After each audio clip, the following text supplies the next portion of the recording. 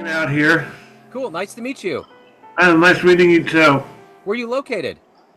I'm in Baltimore, Maryland. Okay, excellent. The land of Edgar Allan Poe. Well, I'm in Kansas City, Missouri. It's great to meet you. Thank you for taking a minute out to talk about your music and Alice in Blue. I appreciate it. Oh, thank you. Thank you for having me. So before we get into the album and your world of music, I want to know first and foremost, 5 years ago this pandemic was raging, so many things were changing, especially for musicians. How did you get through that 2020 pandemic, and how has it influenced the way that you do things and create now in 2025?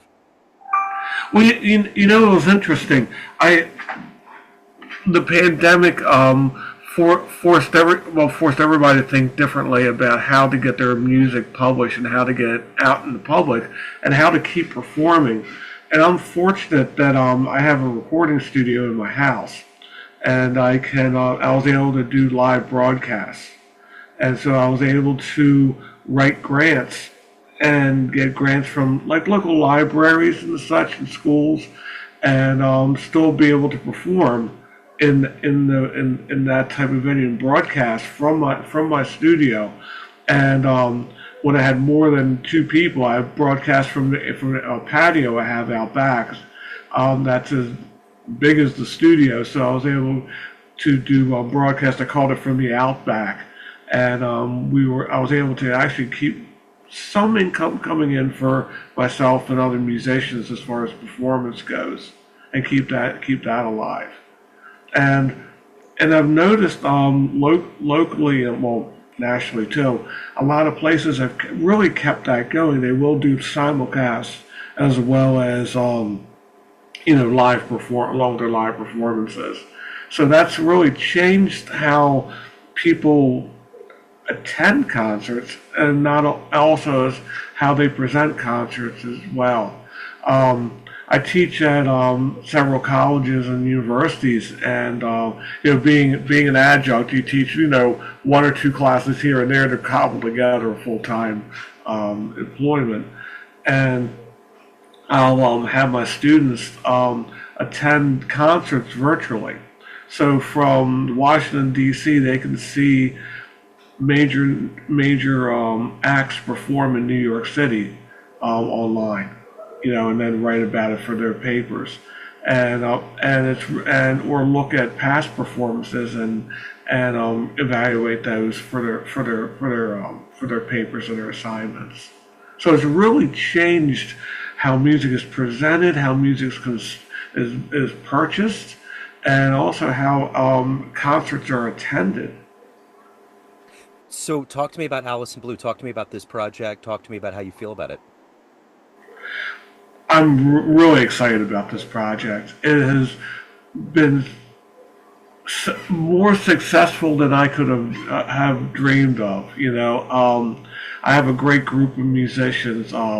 Nuke Vega on drums, Mark Leppo on percussion, Deirdre Jennings vocalist, Greg Small is my pianist, and Paul Carr is a saxophonist on this one, and it has been rated on number one for mainstream jazz albums on Roots Music Review for the past 5 to 6 weeks, and the single Broken Lights had the same status for the past 5 weeks, and I find that truly amazing, and it's climbing other charts as well.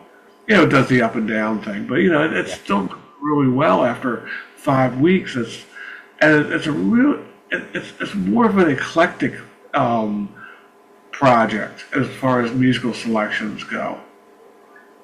So talk to me a little bit about your beginnings. How did you get into the music? How did jazz get into your world? How did it all begin? Well, I kind of messed around in rock bands until I was about 25. And when I say mess around, I mean it was nothing formal. You just go out, play a gig, come back. And I really didn't start studying music with a teacher till I was about 20. And but I always did vocal music, singing in the church choirs and that type of thing all my life up until about that point. And I decided that I wanted to take it more seriously and decided to go back to school for music. And so I did that, and that led me on my path of destruction to a doctoral program, and at Boston University. And I got my master's in music from University of Maryland College Park, where I met most of the members of the band. We were in school together. A few of us were in school together. What was the first live jazz show or live show that you saw that really made an impact and made you think, I want to do that one day? Well, it wasn't a live show. It was a radio broadcast, and I was probably about five, yeah, about 4 or 5 years old, and they used to have a radio show in Baltimore called the Harley Show, and they always started and ended it with "Things Ain't What It Used to Be" by Duke Ellington, and they. And I remember my grandmother lived on the west side. We lived on the east side of Baltimore.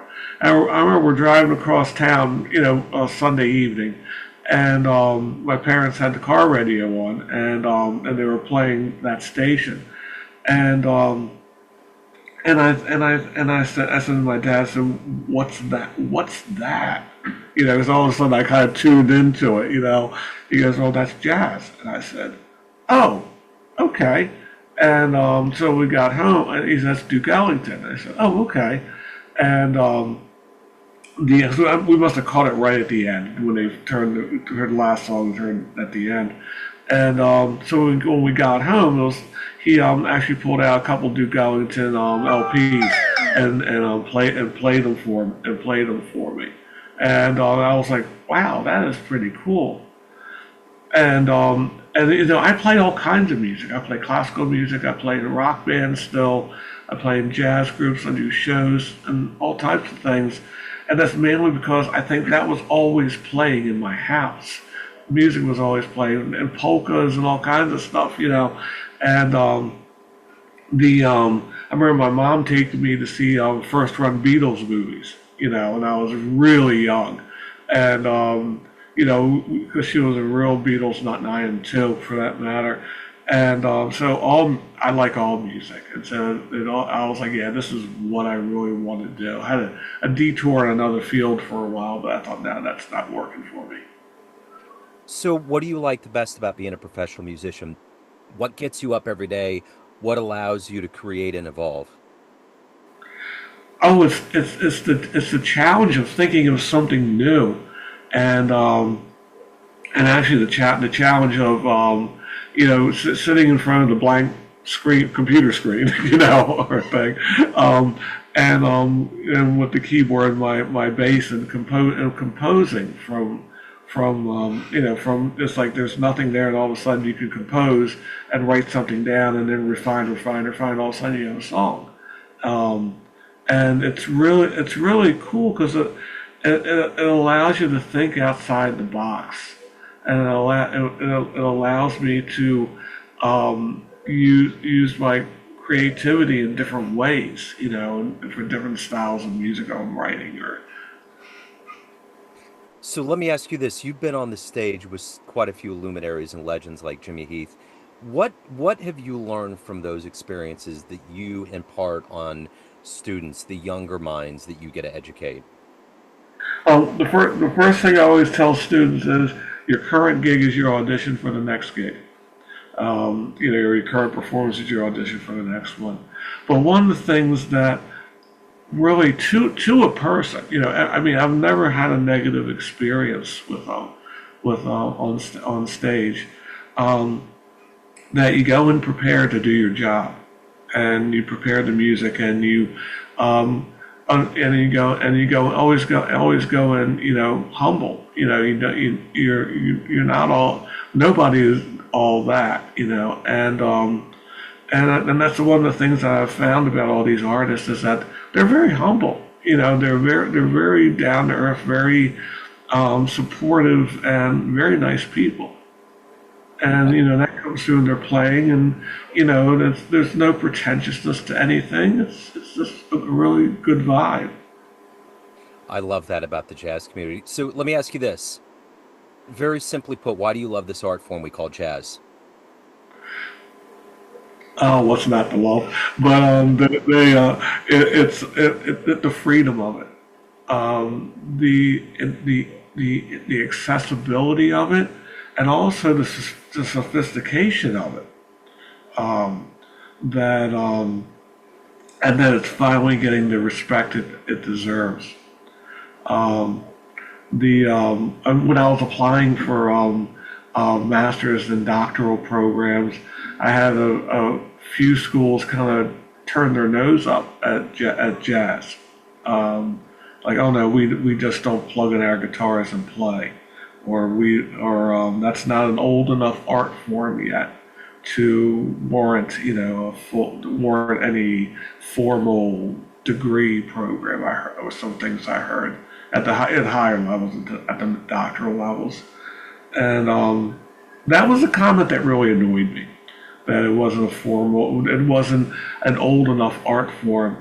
And I said, well, then we better stop teaching the Stravinsky and Debussy as well, because that's 20th century. And at that point, we were still in the 20th century,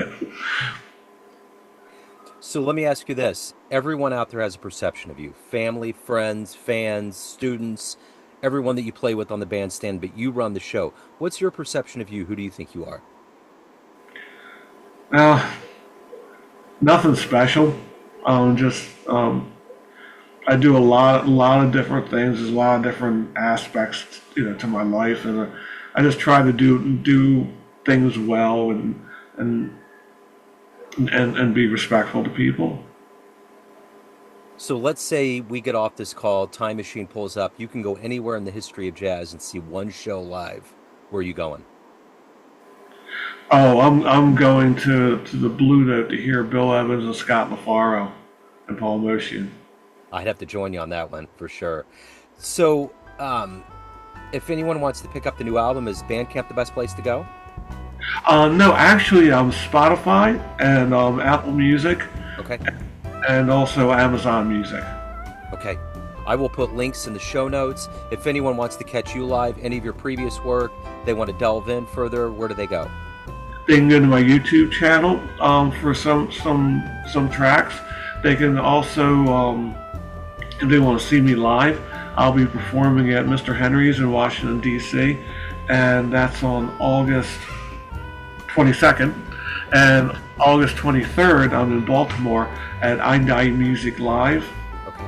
And you look at those websites, and they can get tickets. And I Die Music Live also does a simulcast with that, so you can see that. If you're totally out of the country, you can still see that. And they give you like 4 days, I think, to watch it once you purchase the link. Okay. I will put links in the show notes. Philip, this has been a joy. Thank you, sir. Thank you for your time. Thank you for your story. Best of luck on the release and everything else. I appreciate it. Oh, thank you, Joe. Sure appreciate it.